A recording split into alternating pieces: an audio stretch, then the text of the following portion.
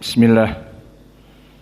Innal hamdalillah nahmaduhu wa nasta'inuhu wa nastaghfiruh wa na'udzu billahi min syururi anfusina wa min sayyiati a'malina may yahdihillahu fala mudhillalah wa may yudlil fala hadiyalah wa asyhadu an la ilaha illallah wahdahu la syarikalah wa asyhadu anna Muhammadan abduhu wa rasuluh. Amma ba'd. Alhamdulillah, pada kesempatan petang ini ba'dal maghrib hari Rabu malam Kamis 27 November 2024, kita lanjutkan kajian di Fakultas Ilmi Fiqh dalam pembahasan kitab Umdatil Ahkam, yang mana kita masuk kepada kitabun nikah. Maka kita masuk kepada hadis yang baru. An Abi Hurairah radhiyallahu anhu anna Rasulullah sallallahu alaihi wa ala alihi wa sallam qala la tunkahu al-ayyimu hatta tustamar wa la tunkahu al-bikru hatta tusta'zan. Qalu ya Rasulullah kaifa idnuha? Qala antaskuta. Maka dalam permasalahan hadis ini dari Abi Hurairah, permasalahan bagaimana seseorang perawan di saat dipinang. Apakah kesepakatan nikah dan bagaimana seorang janda di saat dipinang, bagaimana kesepakatan dari pernikahan. Maka di sini disebutkan oleh Nabi, la tunkahu al-aimu. Maka la di sini la nafiyah, bimakna tidak. Maka la yang masuk kepada fi'lun mudhari' terbagi menjadi dua. Ada la nafiyah yang mengartikan tidaklah, dan ada la nahiyah yang memberikan arti janganlah. Maka makna dari janganlah memberikan makna haram, tahrim. Adapun penafian tidaklah, maka maknanya menafikan, bukan memberikan makna haram. Maka bagaimana cara membedakan fi'lun mudhari' di sini masuk kepadanya la nafiyah atau fi'lun mudhari' yang la nahiyah? Maka dengan melihat kepada fi'lun mudhari' tersebut. Jika dia marfu seperti di sini la tangkihu, berarti la-nya la nafiyah. Karena la nafiyah tidak memberikan efek apa-apa kepada fi'lun mudhari' yang datang setelahnya. Namun jika dia adalah la nahiyah bimakna pelarangan, bimakna pengharaman, maka dia akan menyebabkan as-sukun kepada fi'lun mudhari' atau majzum. Maka alamatu jazmihi bisa dengan sukun, bisa dengan hadfi harfil illah. Contohnya Allah berfirman, la tusyriku billah. Maka tusyriku fi'lun mudhari' di sini majzum dengan la, alamatu jazmihi hadfun nun. Dan Allah berfirman, wala tatabi'u khutuwati syaiton. Maka la di sini semuanya tahrim, karena la nahiyah. Wala nahiyah di ilmil usul memberikan makna tahrim, sehingga maknanya janganlah kalian melaksanakan kesyirikan. Janganlah kalian melaksanakan, mengikuti jalan-jalan syaitan dan seterusnya. Maka di sini la tungkahu, maknanya la penafian, dinafikan oleh Nabi bimakna tidak dinikahi al-aimu. Apa al-aim? Maka al-aim dia adalah perempuan yang terpisah dari suaminya. Dan maknanya di sini adalah bisa jadi ditinggal suaminya meninggal ataupun diceraikan oleh suaminya, dinamakan al-ayyim. Dan makna di Indonesianya adalah jande atau janda. La tungkahu al-ayyimu, maka tidaklah janda itu dinikahi hatta tustakmar, sampai dia itu tustakmar. Dan makna tustakmar di sini dia memilih sekehendak dia. Maka ini diinginkan dengan tustakmar. Karena telah datang di riwayat yang lain dikeluarkan oleh Imam Abi Daud dari Ibnu Abbas, bukan dari Sahih Al-Bukhari dan Muslim, tapi dikeluarkan oleh Imam Abi Daud dari Ibnu Abbas, berkata Nabi untuk menjelaskan makna tustakmar, qala al-aimu ahaqqu binafsiha min waliyiha wal bikru tusta'dan fi nafsiha wa idnuha simatuha. Maka di hadis ini dia adalah asalnya diriwayatkan oleh Imam Muslim, namun ada tambahan lafaz tadi. Di dalam hadis ini menjelaskan hadis yang muttafaqun alaih yang kita baca, bahwa al-aymu tustakmar, bahwa janda itu tustakmar. Nah, di sini diperjelas apa makna tustakmar. Jika ada janda kemudian setelah dia kosong, maksudnya setelah iddah selesai, kalau dia ditolak, ataupun jika dia ditolak dalam keadaan hamil, maka sampai melahirkan, setelah melahirkan maka kosong, ataupun ditinggal dari suaminya, maka telah kosong juga dari apa yang di perutnya, tidak ada apa-apa, maka bisa dinikahi. Maka dia tustakmar. Apa makna tustakmar? Bahwa hasil keputusan ada di tangannya. Maka di riwayat Ibnu Abbas tadi, al-aimu ahaqqu binafsiha min waliyiha.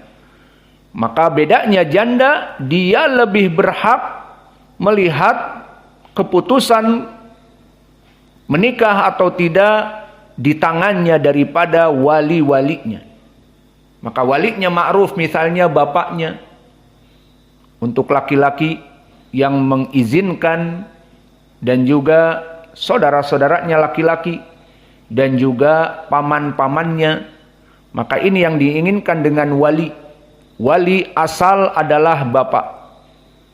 Dan seseorang perempuan jika dia menikah tanpa izin dari walinya, nikahnya batil, berarti bagaimana berzina.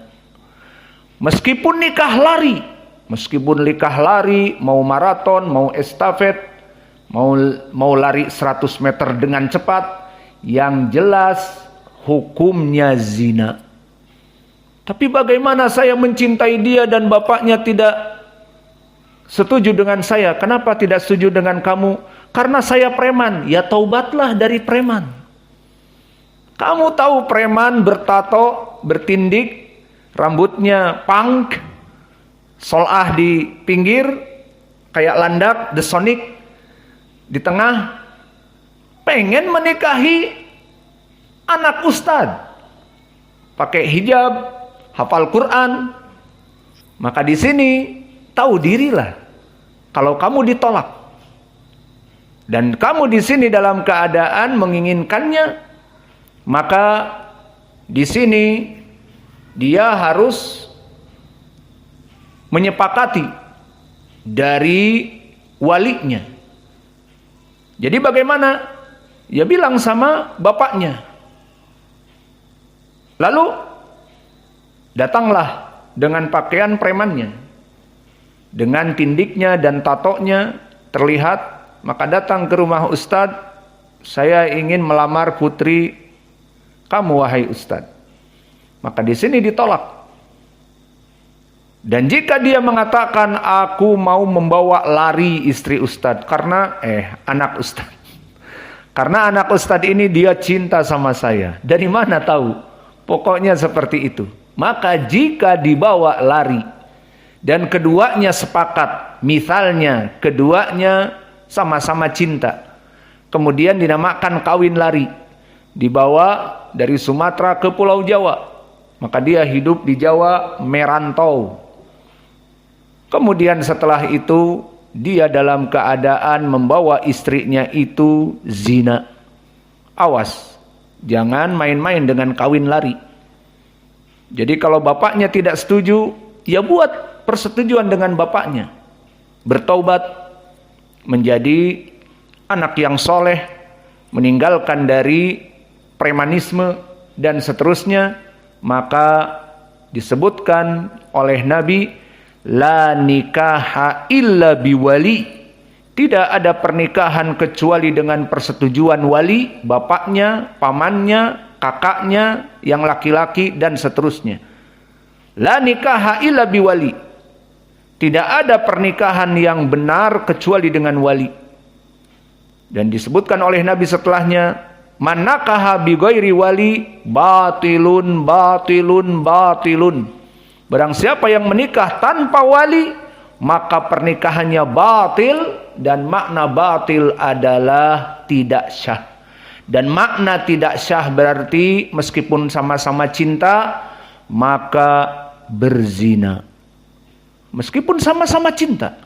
Yang jadi poin, nikah lari, berzina. Lalu bagaimana dengan pelajaran kemarin? Nikah mut'ah. Dan ini wakil. Orang-orang yang nikah mut'ah, terutama perempuan yang sudah nomor 10, 11, mungkin laki-lakinya itu, maka tidak butuh kepada wali.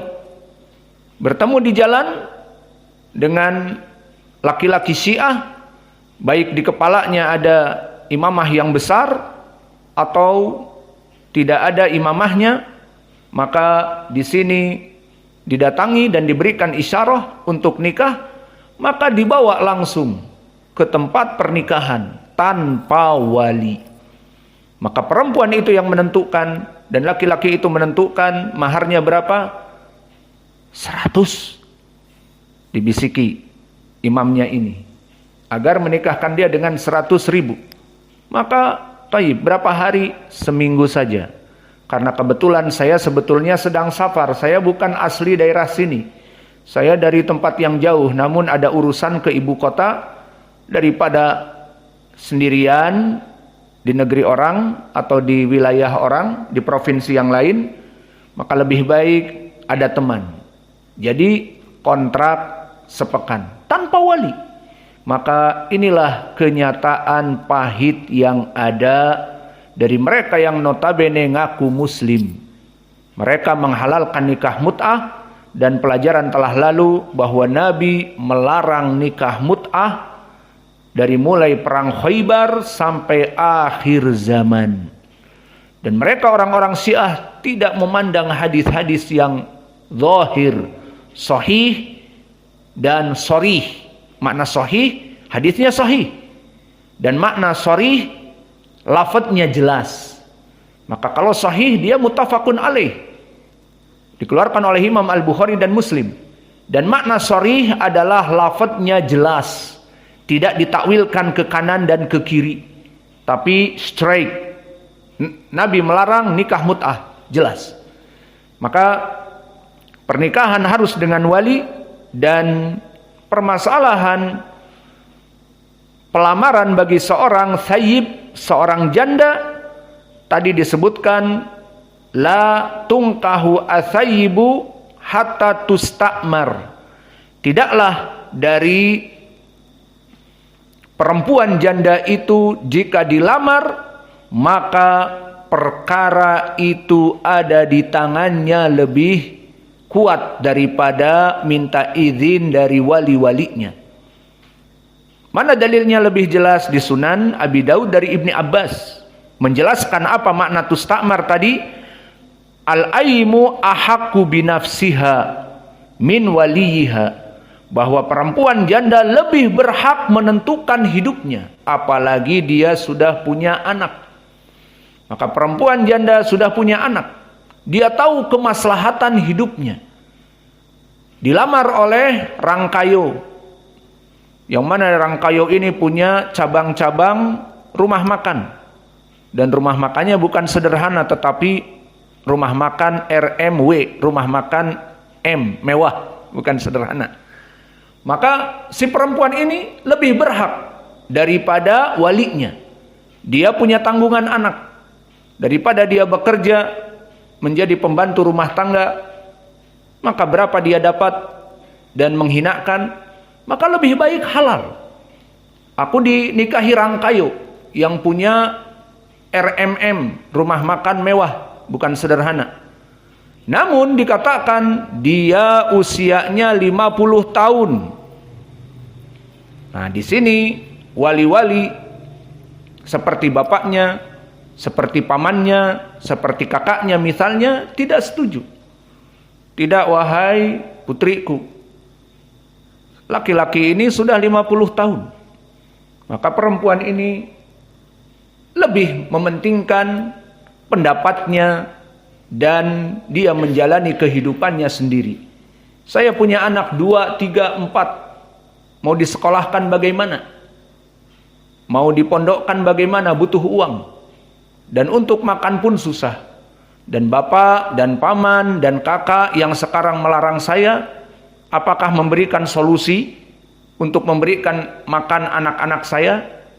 Ya maaf, kita juga punya tanggungan masing-masing. Ya sudah, saya memikirkan dengan salat istikharah bahwa lebih baik saya menikah duda 50 tahun, yang penting bisa makan dan seterusnya. Maka di sini hikmah kenapa perempuan yang janda al-aimu ahaqqu binafsiha min waliha. Dia lebih berhak menentukan keadaannya karena permasalahannya bukan kepentingan dia sendiri. Janda-janda yang mempunyai anak terutama berpikir masa depan untuk anak-anaknya dan seterusnya. Dan begitupun ini makna tustakmar, faham sekarang ya? Maknanya janda seperti itu. Maka para janda jika dia dilamar, maka dia lebih berhak menentukan daripada wali-walinya. Itu maknanya. Namun tetap la nikaha illa biwali. Jangan mentang-mentang gue jande terus nikah. Tadi kan disebutkan di hadis gue yang memilih. Iya, namun tetap nikahnya harus dengan wali. Jadi maksudnya di sini tetap pernikahan membutuhkan bapak, membutuhkan paman kalau tidak ada, membutuhkan kakak sekandung kalau tidak ada bapaknya, diwakilkan kepada saudaranya laki-laki dan seterusnya. Maka di sini tetap wali harus ada. Jadi kesimpulannya bagaimana? Meskipun perempuan di sini lebih berhak, namun dalam kenyataannya dia tetap harus membutuhkan wali. Maknanya wali harus tetap ada.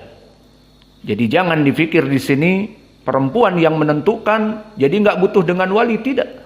Kalau tidak menggunakan wali akan batil dan namanya zina. Awas, perkara-perkara di sini terutama di Indonesia, permasalahan selingkuh, permasalahan kawin lari, itu banyak kasus. Karena mungkin banyak menonton drakor ataupun telenovela ataupun drama-drama yang berjudul kawin kontrak, kawin lari, kawin maraton, bla bla bla. Dan juga masalah selingkuh, la haula wala quwata illa billah. Kalau tahu bagaimana selingkuh hukumnya, dia dirojam. Tidak cukup dibunuh begitu saja, tapi dimasukkan badannya ke tanah, ditinggal lehernya, dilempari dengan batu sampai mati. Itu rojam bagi mereka yang selingkuh. Namun sekarang kalau di media sosial, maka mereka orang-orang yang selingkuh, perempuan terutama, bangga. Ini selingkuhannya artis fulan, Oh, aku selingkuhannya artis fulan. Si artis ini punya suami. Iya, tapi pas konser di negeri lain, di provinsi lain, aku yang dibawa. Bangga. Dengan bangga dia menyebutkan dirinya pelakor. Apa pelakor? Pencuri laki orang misalnya. Maka bangga dengan itu. Padahal hukumnya dirojam. Jika ada hukum Islam. Maksudnya sangat besar dosanya. Kalau kembali kepada hadis, bagaimana dulu perempuan-perempuan yang qadarullah Allah menginginkan dia berbuat seperti itu dan bertaubat. Kisah Al-Ghamidiyah di dalam hadis muttafaqun alaih, datang kepada Nabi, ya Rasulullah, menunjukkan perutnya. Apa? Bunting. Iya. Dari mana? Dari selingkuhan. Maka apa yang kamu inginkan? Tahhirni ya Rasulullah, sucikan aku dari dosa yang besar ini. Kamu hamil, terus selesaikan melahirkan dulu. Apa hubungannya nanti janin kalau dirojam akan mati? Siapa dosa? Apa dosa dari janin tersebut? Kamu yang salah, janinnya ikut mati. Jadi bagaimana ya Rasulullah? Tahhirni, sucikan aku. Datang setelah melahirkan. Maka melahirkan dan dibawa anaknya dalam keadaan menyusui. Datang, ya Rasulullah, tahhirni. Al-Ghamidiyah ini berkata, dari Bani Ghamidiyah, ya Rasulullah, sucikan aku dari dosa yang besar ini, yang akan membakarku di api neraka. Kata Nabi, pulang, susui anakmu ini haulain kamilain, bisa jadi 2 tahun sempurna, atau pokoknya sudah mulai bisa disafi. Kemudian datang lagi waktu ketiga dalam keadaan bayinya membawa khubz. Orang Arab makan khubz. Dia membawa roti. Maka ditunjukkan, ya Rasulullah, ini anak sudah makan roti, tidak butuh lagi kepada susu, air susu ibunya. Maka tahhirni ya Rasulullah, sucikan aku wahai Rasulullah. Maka Nabi Muhammad memerintahkan para sahabatnya mengambil anak tersebut, maka anaknya miskin. Lihat, dari dosa yang besar ini, anak dipisah dari ibunya. Maka dia diasuh dengan siapa nanti? Yang jelas ibunya akan dirojam. Maka akhirnya diperintah dan dibuatlah tadi lubang, dimasukkan badannya ke lubang, tinggal lehernya. Maka dilempar. Di riwayat, Umar ibn al-Khattab membawa batu besar dan pecah kepalanya dan muncrat kepada Umar, dan Umar merasa jijik dengan darah yang muncrat kepadanya, pendosa. Maka dikatakan oleh Nabi, maka Al-Ghamidiyah ini telah diampuni oleh Allah. Kenapa merasa jijik seperti itu? Dia telah suci. Lau wuzi'at al-maghfirah lakafatis sab'ina min ahlil Madinah. Maka ampunan yang Allah berikan kepada perempuan ini, jika dibagikan kepada 70 penduduk Madinah, akan mencukupinya, akan mengampuni dosa-dosa mereka.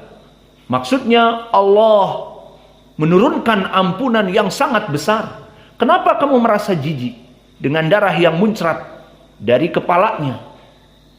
Maka di sini kalau para pelakor mengetahui hadis Al-Ghamidiyah, bagaimana dia ingin mensucikan, tidak bisa kecuali dengan mati, dengan dirojam.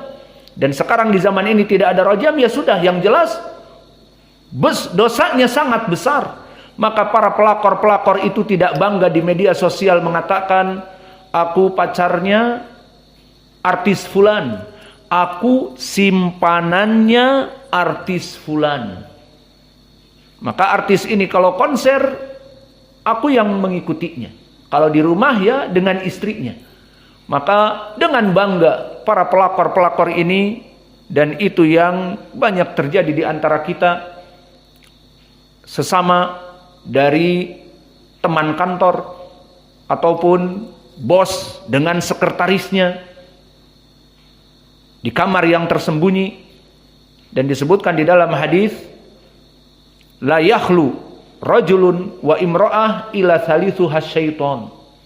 Maka tidaklah laki-laki seorang diri berkesendirian dengan perempuan berkesendirian yang bukan mahram dalam suatu ruangan tertutup dan seterusnya seperti bos dengan sekretarisnya, maka thalithu hasyaiton. Di sana syaiton akan memperindah sekretaris itu dan akan membuat si bos pusing 7 keliling melihat si sekretaris. Akhirnya terjadi dan si sekretaris punya suami dan punya anak, dan si bos pun punya suami dan punya anak, selingkuh dengan mudah. Maka Allahul Musta'an tentang permasalahan selingkuhan yang ada dari negara dongeng ini. La tungkahul aimu hatta tustakmar. Maka kita memahami sekarang, tidak dinikahi janda kecuali atas pendapat dia. Maksudnya jika datang yang melamar, ya sudah, para orang tua di sini tetap dia akan menjadi wali dan dia akan bertanggung jawab atas pernikahan karena dia walinya. Namun permasalahan sepakat dan tidak sepakat dikembalikan kepada perempuan ini. Seperti tadi ada Rangkayo yang umurnya 50-60 tahun, maka mungkin orang tuanya mengatakan, kamu baru ditinggal suami kamu kemarin, usia kamu baru 25. Suamimu 60 tahun, 50 tahun. Bagaimana? Dia bilang, ya saya untuk kepentingan anak-anak, masa depan anak-anak dan sebagainya, maka tidak apa-apa. Usianya tua kan minum tongkat Ali. Apa tongkat Ali? Tongkat Ali bahasa Malaysia, bahasa Indonesianya apa? Nggak tahu. Apa tongkat Ali bahasa Indonesianya? Tukang herba.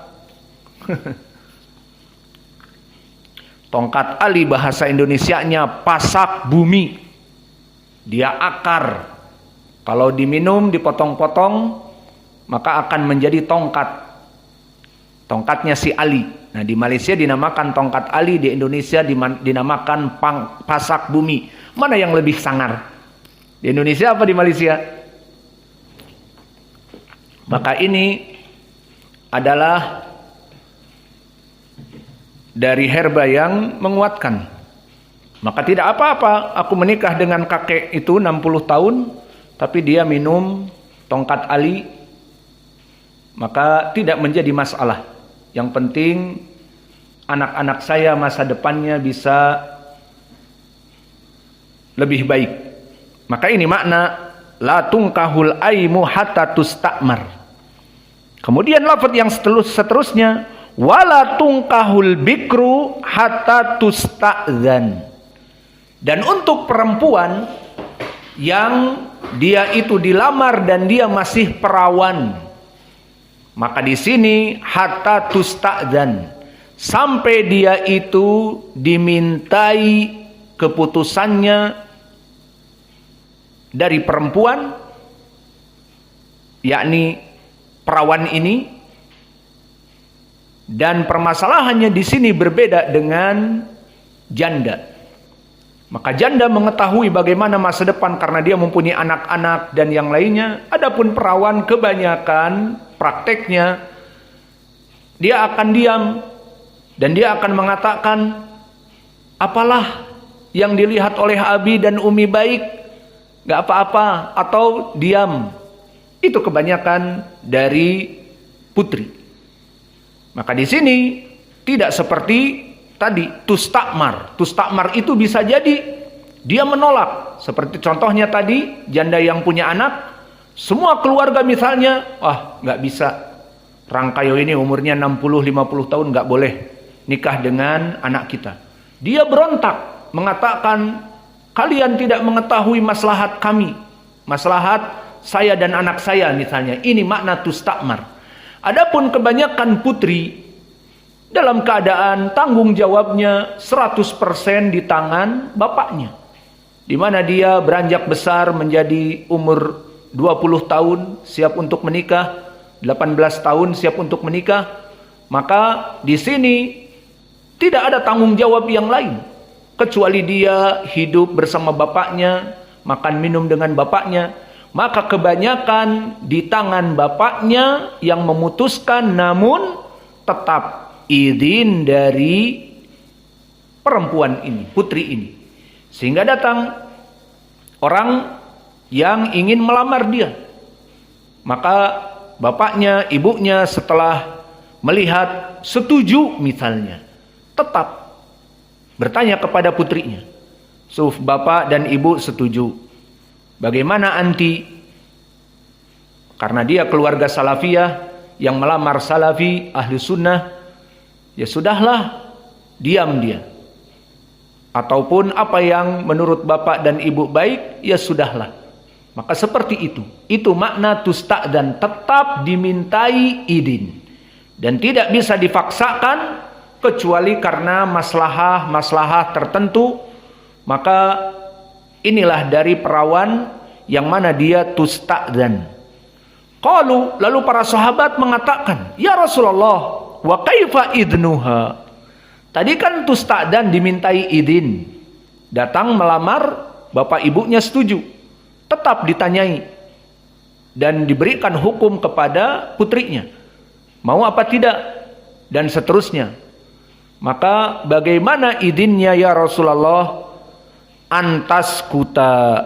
Izin dari perempuan perawan ini karena dia malu. Dan karena dia tidak mengetahui maslahah tentang pernikahan, maka antas kuta, diam. Jadi bapak ibunya setelah berhari-hari merenung, udahlah kita sepakat ya bu, taib. Lalu bagaimana dengan anak kita? Ini yang melamar adalah ustadz yang besar, gemuk gitu maksudnya. Dan ustadz besar ini anaknya sudah menghafal Al-Quran dan siap mengajar dan seterusnya.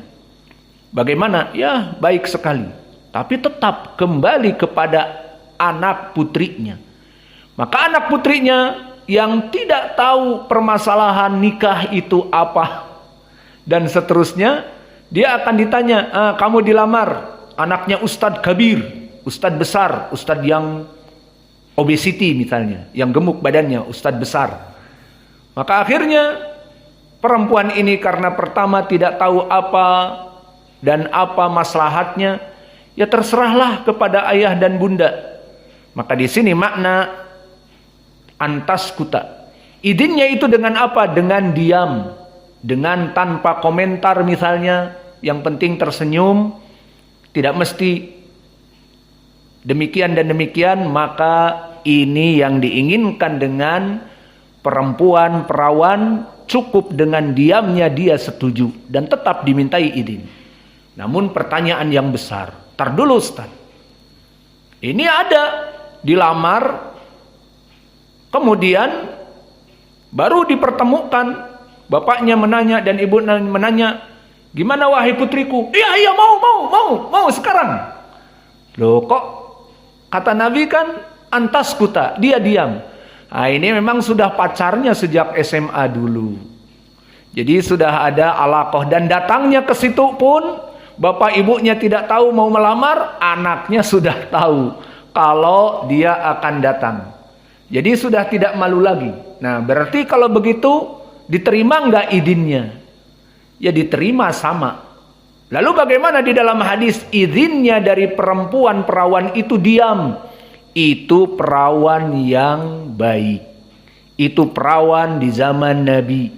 Itu perawan yang mempunyai malu. Namun perawan tiap malam minggu dibonceng pakai Kawasaki yang kayak Scorpion nungging, maka dibawa tiap malam minggu. Kemudian di saat dilamar ditanya, anti mau menikahi laki-laki ini? Bapaknya dan ibunya polos, dipikirnya tidak paham, dipikirnya baru kenalan. Maka anak ini bangkit berteriak, iya pak, iya, besok akad nikah pak. Alhasil di sini tetap sama, tusta'dan, diberikan izin dan persetujuannya bukan diam, tetapi teriak-teriak dan senang dan mungkin dia menari-nari karena dilamar, maka di sini pun sama, tetap diterima. Dan bagaimana kalau begitu? Disebutkan di hadis, diterimanya itu dengan diam. Tapi si perempuan ini malah teriak-teriak, setuju, setuju. Besok bahkan akadnya. Dan menari-nari, senang. Dan yes, misalnya. Memberikan celebration atas kesepakatannya. Maka kita katakan, inilah perempuan zaman now. Sudah pacaran, bapaknya tidak tahu bagaimana anaknya dipacari. Maka bapaknya polos menanyakan, mau dinikahi? Anaknya akan berkata demikian. Namun kapan terjadi perempuan seperti ini dia diam? Perempuan-perempuan yang solehah. Perempuan-perempuan yang tidak pernah kenal laki-laki. Dan tidak WhatsAppan dengan laki-laki. Dan tidak pernah diajak laki-laki keluar dari rumahnya. Maka mereka polos, tidak tahu. Taunya didatangi oleh laki-laki dan calon mertua, saya meminang anak bapak, tidak tahu si perempuan ini, tidak pernah berkenalan dengan laki-laki tersebut. Maka di sini dikembalikan kepada orang tua melihat. Kita kalau di Yaman, dan itu yang dilaksanakan waktu saya melamar, mereka mencari usul saya. Mereka mencari dari mana ini orang, bagaimana keadaannya, dan usul-usul itu, kalau di Arab itu kebanyakan mereka mempunyai kabilah-kabilah tertentu. Jika kabilahnya lemah, maka mungkin mereka tidak mau. Maka mereka menanyai kita, ini usulnya apa? Hadikusumo, orang Jawa, dan demikian dan demikian. Oh ya udahlah, pokoknya mau nikah ya sudah. Alhasil mereka itu mencari dari keturunan, dari kebangsaan apa, dan dari kabilah yang rendah atau kabilah yang tinggi, yang sepadan dengan mereka atau di bawahnya. Itu adat istiadat dari mereka yang menyebabkan mereka diterima lamarannya atau tidak. Itu semua dihitung oleh mereka. Dan nanti ujung-ujungnya kembali ke perempuan. Jadi kadang-kadang seperti permasalahan seperti ini, perempuan-perempuan diam jika dia setuju, dan Nabi mengatakan idnuha antaskuta, jika dia setuju diam. Namun jika dia tidak setuju, dia akan berteriak dan berontak. Pak, aku tidak mau dengan laki-laki ini. Nah, berontak, berteriak, kok ada apa? Apakah kamu sudah mengenalinya dan sebagainya? Yang jelas diamnya dia menunjukkan bahwa perempuan ini setuju, perawan ini setuju. Kesimpulannya dari hadis ini, barakallahu fikum, disyariatkan bagi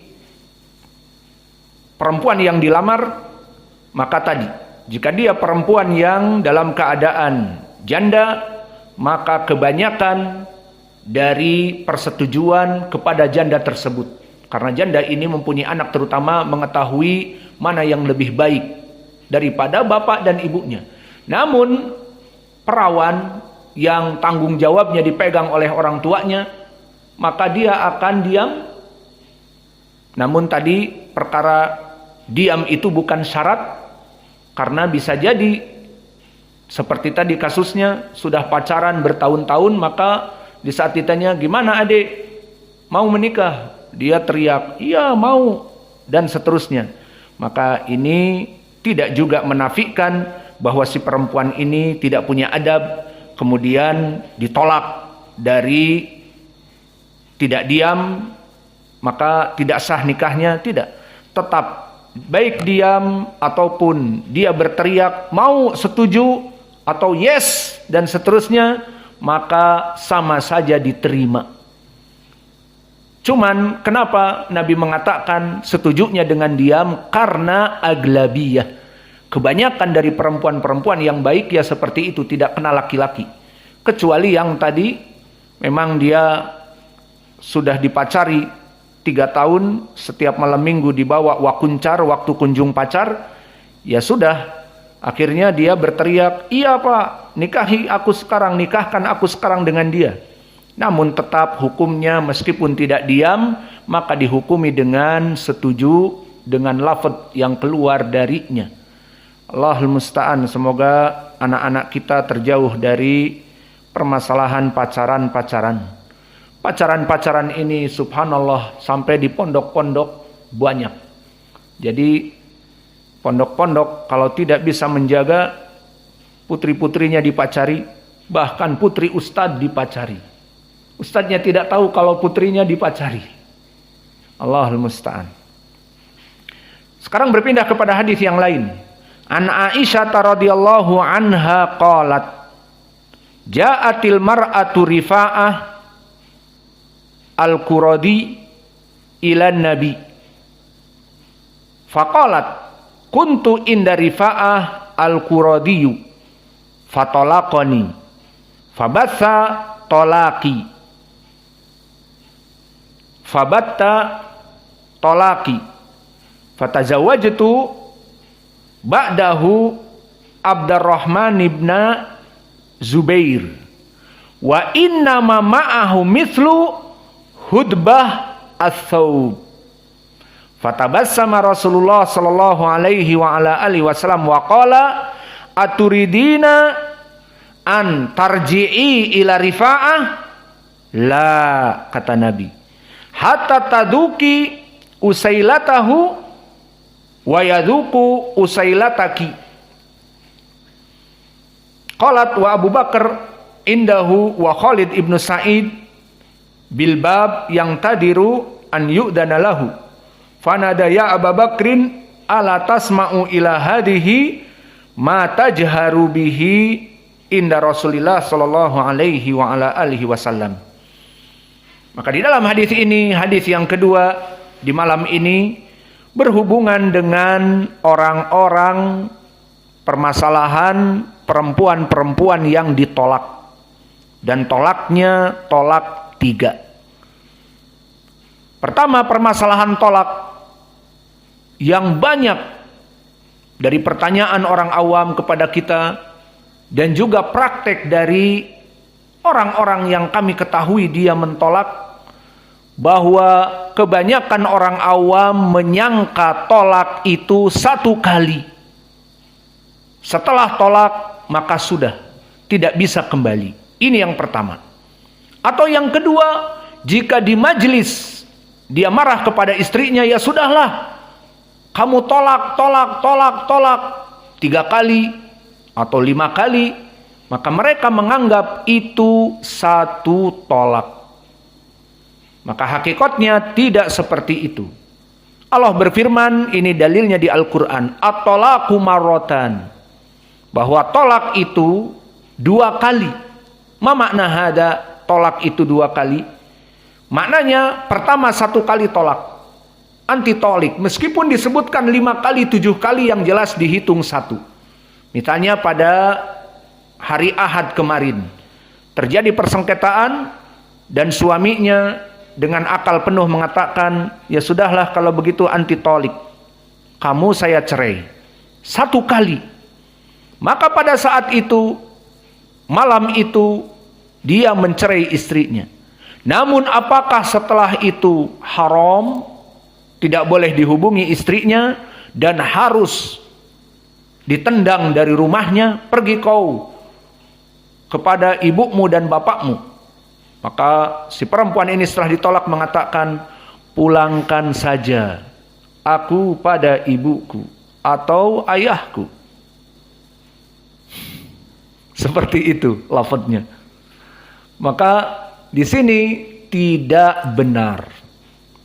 Perempuan yang ditolak 1 kali, maka dia masih berhak untuk tinggal di rumahnya. Tidak boleh suaminya mengusirnya. Ini tolak yang pertama. Apa faidahnya?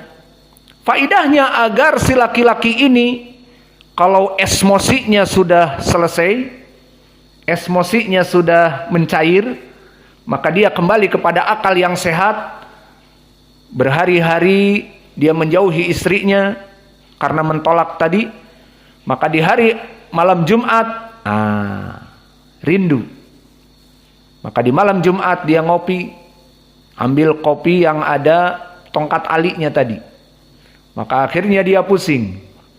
Ya udahlah, daripada nganggur, datang lagi ke kamar istrinya yang selama sepekan dia tidur di kamar tengah. Atau bahkan tidur di sebelah kulkas biar dingin. Maka di sini laki-laki ini karena sudah minum tadi kopi yang ada stamina kudanya, maka daripada pusing masuklah ke kamar. Kamar tempat tidurnya dia bersama istri dari yang dia punya. Sudah ditolak, iya. Kenapa emang? Tidak apa-apa. Maka dengan dia berhubungan dengannya, telah kembali dari tolaknya. Terhitung 1. Dan berjalanlah. Bertahun-tahun alhamdulillah tidak ada muskilah. Kemudian muskilah lagi. Perempuan ini memang troublemaker, pembuat muskilah. Maka si laki-laki itu marah lagi. Kamu ini memang tidak pantas untuk dirujuk. Ditolak lagi. Maka ditolak lagi. Sama kasusnya, sepekan. Namun di sini dia sudah jengkel lebih dari sebulan. Istrinya dibiarkan dan tidak boleh keluar istrinya. Maka setelah 1 bulan dia melihat bahwa mungkin istrinya bisa diperbaiki dan kasihan anak-anaknya. Maka dia datangi lagi dan masih berada di rumahnya di kamarnya. Maka dia mendatangi istrinya yang kedua sekarang. Maka otomatis kembali rujuk kembali. Faham ya? Inilah keadaan tolak yang sebenarnya. Jadi tidak 1 kali tolak, kemudian pulangkan saja aku pada ibuku dan bapakku. Ya sudah, anti tolik, pulang sana. Dibungkus pakaiannya, dan seterusnya. Tidak. Maka sekarang kasusnya 2 kali. Inilah kata Allah, at-tolaqu marratan. 2 tolak yang kembali. Nah bagaimana kalau tolak yang ketiga? Maka tolak yang ketiga nanti akan datang di babi tolak. Setelah 2 kali aman, kemudian perempuan ini berbuat muskilah lagi. Maka tidaklah tolak itu kebanyakan dari perempuan yang muskilah. Adapun laki-laki maka dia mengorbankan untuk memberikan makan, minum, mengajari istrinya, membahagiakan. Itu pada dasarnya laki-laki tidak mau mentolak istri. Apalagi orang-orang yang mempunyai istri banyak. Kenapa dengan istri yang lain tidak muskilah? Dengan ini muskilah, kembali kepada perempuannya. Perempuannya memang tukang muskilah. Maka di sini akhirnya terjadi muskilah lagi yang ketiga. Maka orang ini dengan akal sehat, ya sudahlah Antini, sudah 2 kali saya tolak, masih bermasalah. Sudahlah ini yang ketiga, anti tolik, tolik, tolik. Di situ disebutkan di hadis, la sukna wala akla. Tidak ada lagi bagi dia tempat harus dipisahkan. Dan tidak ada tanggung jawab lagi bagi suami untuk memberi makan. Makanan tidak boleh dari suaminya. Tempat tidak boleh. Jadi pulangkan kepada ayah dan ibunya. Faham? Ini tolak yang ketiga. Maka akan kita sambung hubungannya dengan hadis ini. Bismillah, kita kembali setelah penjelasan tolak yang 3 tadi, kembali kepada hadis karena hubungannya seperti itu. Dari Aisyah, qalat, berkata Aisyah, ja'at imra'atu Rifa'ah al-Quradi. Datang istri Rifa'ah al-Quradi. Maka diartikan dengan ex istrinya. Karena sudah bukan istrinya lagi. Namun di hadis ini disebutkan istrinya Rifa'ah. Maksudnya dari awal, istri awalnya Rifa'ah. Sekarang sudah ex, bukan istrinya lagi. Datang kepada Nabi, yang mana di sini Nabi dulu menerima fatwa dari laki-laki, dari perempuan, dan begitupun para ulama warasatul anbiya. Ada pertanyaan dari perempuan dan pertanyaan dari laki-laki, namun tentunya dengan hijab dan seterusnya. Faqalat kuntu inda Rifa'ah al-Quradi fatallaqani. Maka aku dulu istri dari Rifa'ah Al-Quradi. Fatolakoni, dan dia telah mentolakku. Fabatta tolaki. Ma makna fabatta tolaki? Makna batta tolaki ay al-qata. Wal murad huna tolaqaha at-talqah al-akhirah minat tolaqat as-salas. Maknanya dia dicerai yang ketiga. Antitolik yang ketiga. Seperti tadi yang kami sebutkan tadi. Mana dalilnya? Batta tolaki bi tafsir. Aina dalil batta tolaki bi makna tolak yang terakhir, yang ketiga. Hunaka riwayah mimma tadullu ala dzalik fi sahih Muslim.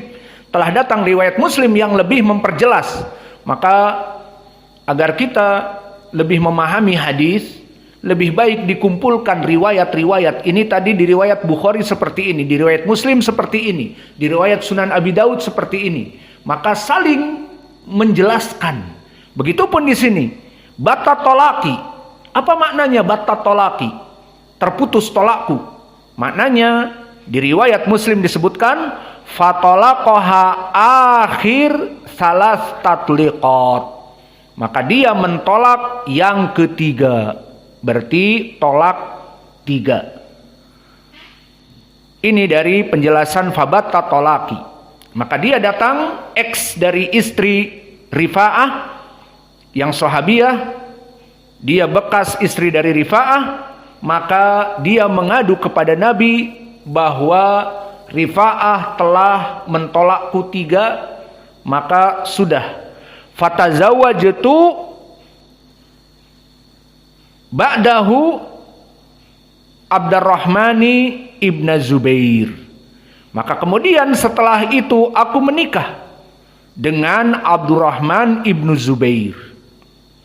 Ya sudah, berarti dia bukan istrinya Rifa'ah lagi. Lalu kenapa datang kepada Nabi? Ingin mengadu. Apa mengadu? Pingin rujuk kepada Rifa'ah.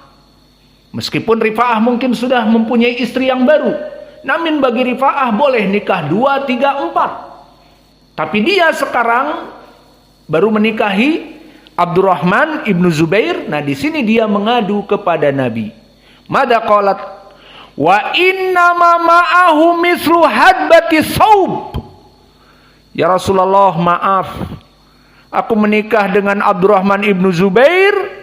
Wa inna ma ma'ahu mislu hadbati saub. Apa hadbati? Apa hadbati as-saub? Saub, tahu saub? Ini pakaian. Hadbati saub, lihat. Bagaimana? Berdiri apa tidak? Nah, itu. Seperti ujung pakaian, maka pakaian ini kan lemah. Turun dia, kena gravitasi. Nah, di sini tidak seperti ini. Jadi aku menikahi Abdurrahman wa inna ma ma'ahu mithlu hadbati saub. Laki-laki suamiku ini tidak mempunyai kekuatan seperti laki-laki yang lain. Tidak bangun, tidur terus. Apa yang tidur ya Abdurrahman? Tidur terus. Maka di sini dia mengadu kepada Nabi bahwa Abdurrahman ibnu Zubair wa inna ma ma'ahu mithlu hadbati saub. Maka apa itu hadbati saub? Maka hadbati saub adalah dia bagaikan ujung dari kain. Kalau antum memegang kain ujungnya, nah dia akan turun. Tidak ada gravitasi yang berat, tidak berdiri. Nah, disitulah disifatkan oleh perempuan bekas istri Rifa'ah bahwa suaminya yang sekarang bagaikan kain yang tidak berdiri. Maka Nabi paham. Apa kata Aisyah? Karena Aisyah yang meriwayatkan, fatabassama Rasulullah. Maka tersenyum Nabi. Nabi tersenyum, kalian tidak tersenyum. Saya artikan hadis ini tidak tersenyum. Nabi saja tersenyum. Faham Nabi bahwa istrinya Rifa'ah di sini tidak puas dengan suaminya yang baru. Maka apa kata Nabi setelah tersenyum? Aturidina antarji'i ila Rifa'ah. Ketahuan. Anti pengen kembali kepada Rifa'ah, kan? Itu maksudnya. Maka Nabi, seorang Nabi yang ceria dan tertawa dari perkara-perkara yang membuat dia tertawa seperti ini. Dia mengadu dari suaminya pengen kembali kepada Rifa'ah, maka Nabi tabassama, Nabi tersenyum dan memberikan ucapan aturidina antarji'i ila Rifa'ah. Anti rindu kepada Rifa'ah, pengen punya suami seperti Rifa'ah dulu, kembali kepada Rifa'ah dulu. Apa kata Nabi? Yang jawab bukan dia tapi Nabi. La, tidak boleh. Disinilah tolak yang ketiga, tidak boleh kembali kepada Rifa'ah. Meskipun Rifa'ah melamarnya lagi dan dia menjadikannya istri yang ketiga atau yang keempat, tetap tidak boleh. Sampai kapan? Hatta, maka hatta yufidul goyah di ilmu lughah Arabiyah maknanya ada batasannya. Sampai kapan tidak bolehnya ini? Apakah mutlak tidak boleh? Seorang perempuan yang sudah dicerai 3 tidak boleh kembali kepada suaminya yang pertama? Jawabnya tidak boleh. Namun hatta, ma makna hatta yufidul goyah? Hatta taduki usailatahu wa yadhuku usailataki.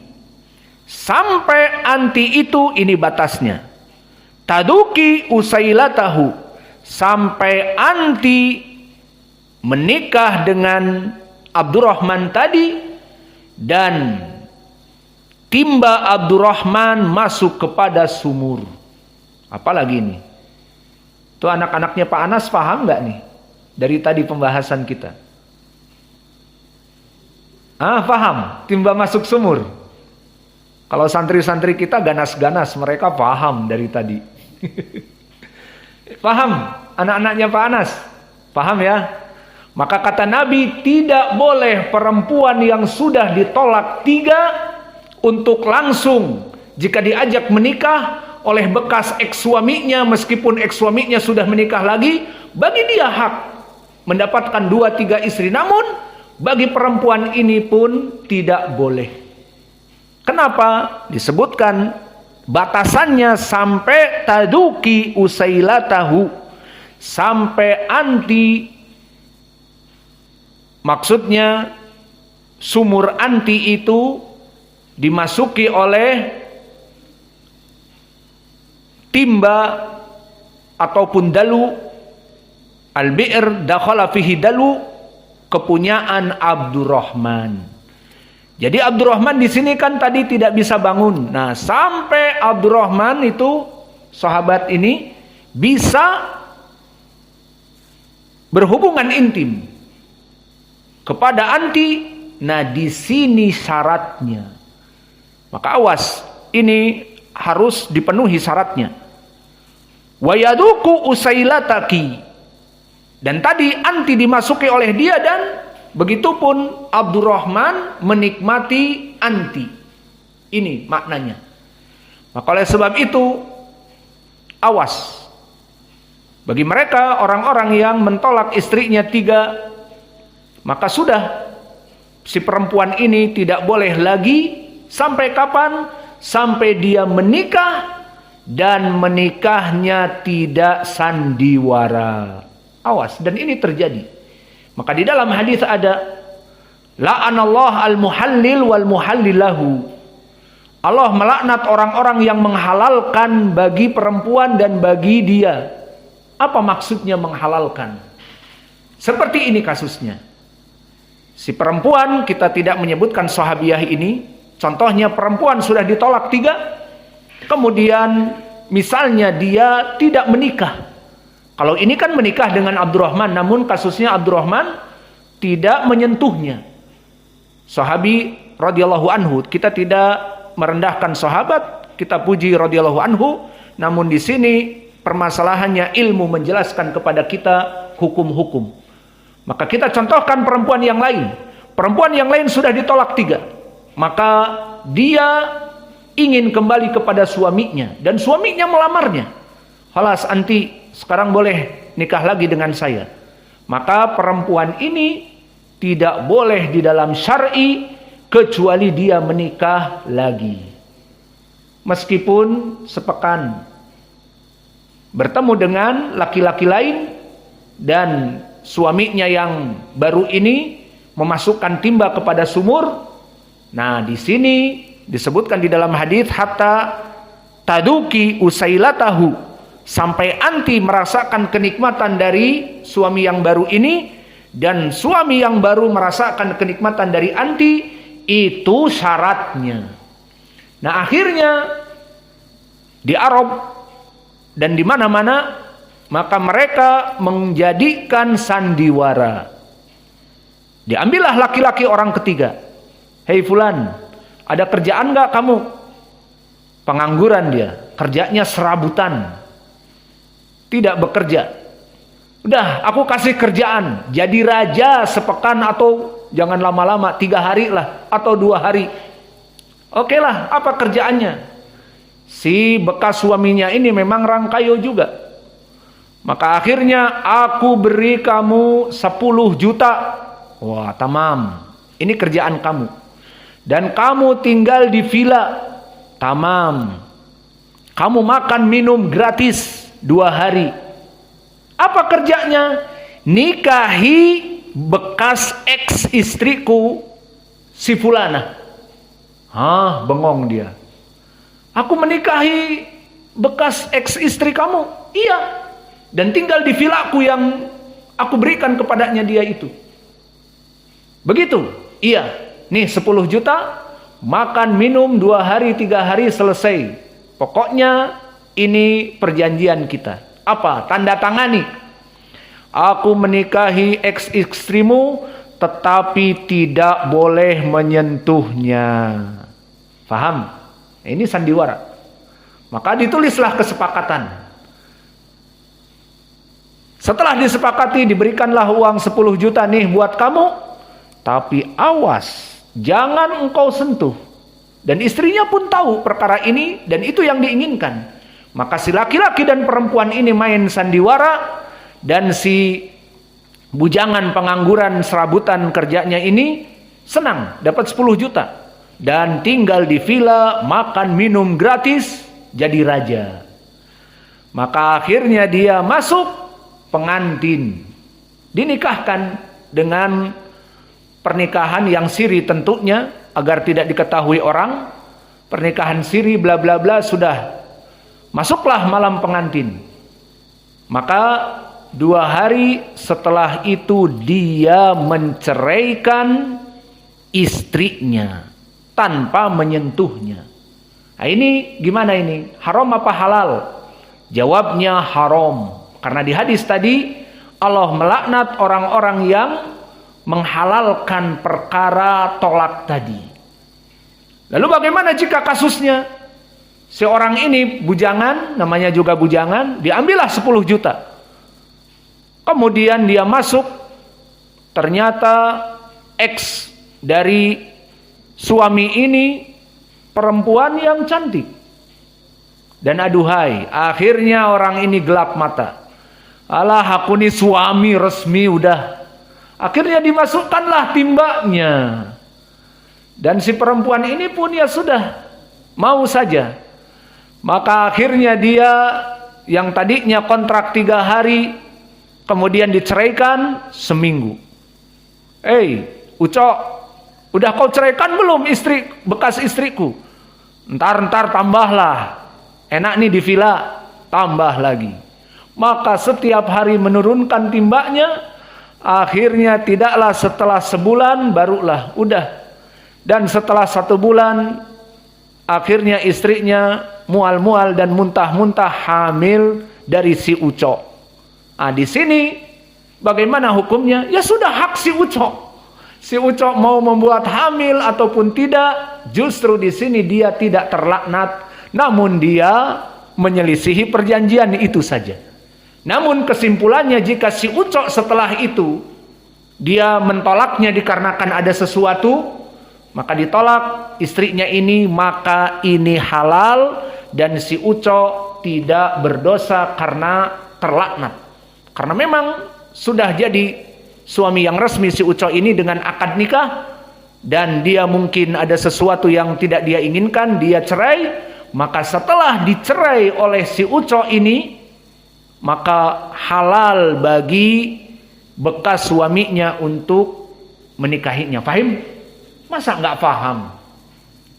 Lihat santri-santri kita nih, mereka paham dari pertama sampai akhir. Ntar dulu, mana Pandu? Biasanya Pandu nih bangun wudhu, ngantuk dia habis sekolah. Pandu, ngantuk nggak? Nggak. Masya Allah. Pelajaran kitab nikah tiap hari bagus ya. Biasanya ngantuk, capek sekolah. Maka ini makna hadis. Aturidina antarji'i ila rifa'ah, anti ingin kembali kepada rifa'ah, tidak bisa. Kecuali seperti tadi, tidak usah diulang-ulang. Yang jelas, inilah dari pembahasan hadis yang kita bahas. Apa hubungannya dengan permasalahan nikah? Maknanya nikah perempuan yang sudah ditolak 3 tidak boleh lagi kepada bekas suaminya, kecuali dia itu menikah dengan laki-laki lain dan bukan sembarang menikah seperti kasus tadi si Uco, atau seperti kasus istri Rifa'ah yang mana Abdurrahman suaminya tidak menyentuhnya. Nah, apakah seperti ini boleh? Tidak, kata Nabi.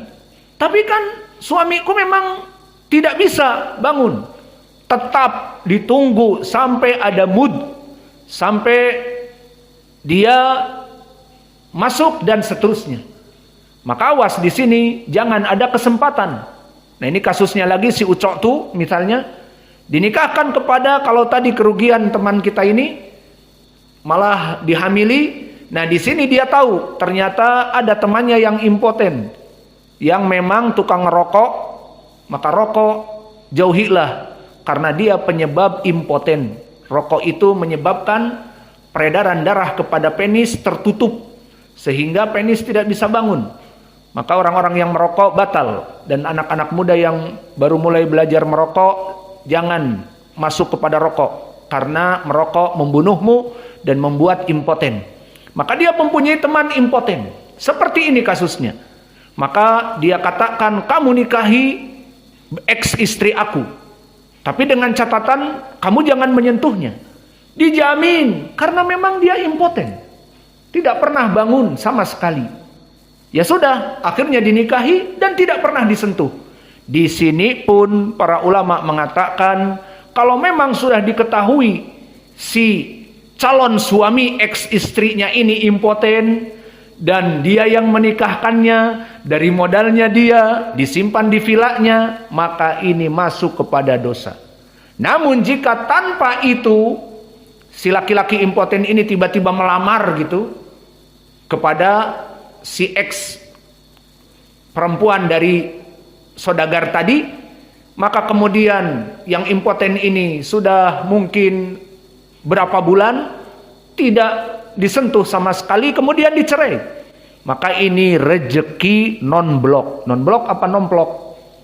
Rejeki non-blok. Bagi dia bisa menikahi istrinya halal. Lalu bagaimana? Tadi kan harus disentuh. Ya, la yukallifullahu nafsan illa wus'aha. Memang laki-laki ini sama sekali sepanjang hayatnya tidak bisa bangun. Ya sudah. Maka ini banyak permasalahan dipermasalahkan oleh para ulama. Namun selama tadi memang bukan bertujuan si laki-laki ini menikahkan laki-laki yang impoten, maka tidak masuk laknat. Dan tentang permasalahan tadi, la hatta taduki usailatahu wa yaduku usailataki, ini maknanya dia masih bisa bangun temporary. Jadi laki-laki ini tidak impoten 100%. Ada moodnya dia, maka dia akan bangun. Namun mungkin 1 bulan 1 kali, mungkin 2 pekan 1 kali. Maka sabar. Bagi perempuan yang menikahi laki-laki yang lemah, ya sabar. Sibukkan dengan mengurus anak dan yang lainnya. Nanti suaminya lagi mood 2 pekan, maka datang. Nah, ini dohirnya seperti itu. Maka Nabi tidak mengatakan kepada istrinya Rifa'ah ini, ingin kembali kepada Rifa'ah, kemudian Nabi, ya sudah, kamu misalnya bercerai dan sebagainya, tidak. Tetapi harus bertemu, terjadi koitus, menunjukkan bahwa laki-laki di sini yang lemah dalam keadaan temporary, dalam keadaan muakkatan. Nah, di sini pertanyaan yang besar, dan ini dibahas di Kitabul Fiqih oleh para ulama. Lalu bagaimana jika laki-laki itu memang tidak bangun sama sekali? Lalu kenapa kalau tidak bangun menikah? Itu pun pertanyaan yang besar. Al-muhim, jika memang tidak diniatkan laki-laki yang tidak bisa bangun ini dan dia menikah bahkan setahun dan tidak menyentuhnya, kemudian dia menceraikan, maka apakah halal? Jawabnya halal. Karena yang menjadi poin disentuh tidak disentuh, dia sudah diceraikan, dan la yukallifullahu nafsan illa wus'aha. Laki-laki ini memang tidak mampu. Jadi tidak ada sandiwara-sandiwaraan. Maka di sini wallahu a'lam, saudagar ini bisa menikahi meskipun tidak disentuh sama sekali, karena memang tidak bisa bangun. Tidak mengharuskan bertemu sumur dimasuki oleh timba, tidak. Maka ini yang bisa kita berikan. Adapun lafaz yang setelahnya tidak menjadi pendalilan, yang maknanya bahwa Nabi di saat didatangi oleh perempuan ini dan Aisyah yang menjadi perantara di antara keduanya, ada Abu Bakar. Maka Abu Bakar, bapaknya Aisyah, ada bersama Nabi. Dan di luar sana ada Khalid ibn Sa'id yang menunggu di pintu untuk meminta izin masuk.